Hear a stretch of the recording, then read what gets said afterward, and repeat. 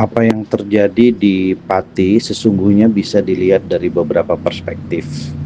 Perspektif yang pertama adalah bahwa kemandirian fiskal pendapatan asli daerah di hampir semua provinsi kabupaten kota di Indonesia itu cukup rendah.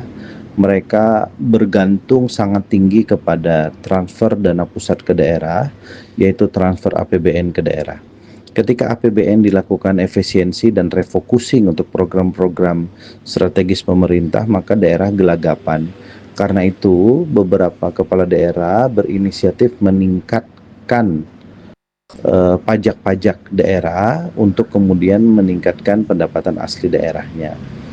Problem ini menjadi sengkarut karena masalah ekonomi daerah, ekonomi regional, bahkan ekonomi nasional kita itu kan pada posisi yang sedang tinggi dinamikanya dan tidak baik-baik saja. Karena itu kebijakan ini tidak populer di masyarakat yang cenderung mendapat kritik oleh publik. Hal yang kedua adalah soal komunikasi politik antara pejabat publik dengan masyarakat.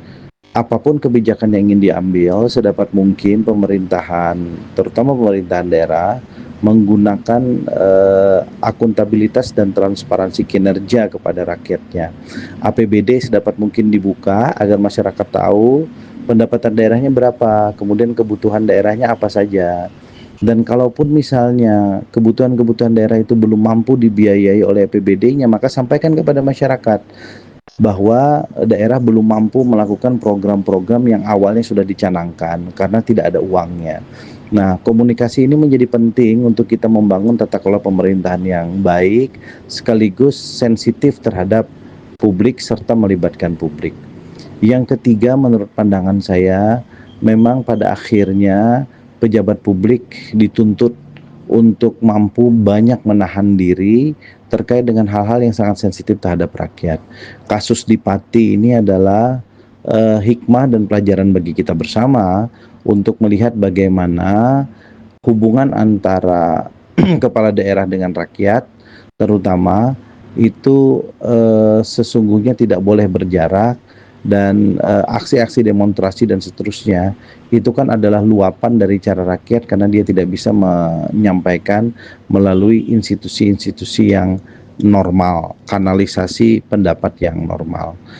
Yang keempat, menurut pandangan saya, kasus Pati ini tidak harus berakhir sampai dengan DPRD setempat mengeluarkan hak menyatakan pendapat pemakzulan terhadap bupati.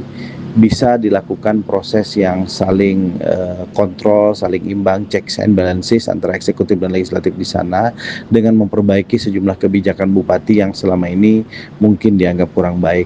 Waktu 1 tahun kurang terhadap jabatan Mas Sudewo sebagai Bupati Pati, mestinya masih diberi kesempatan untuk beliau memperbaiki hal-hal yang dianggap kurang baik.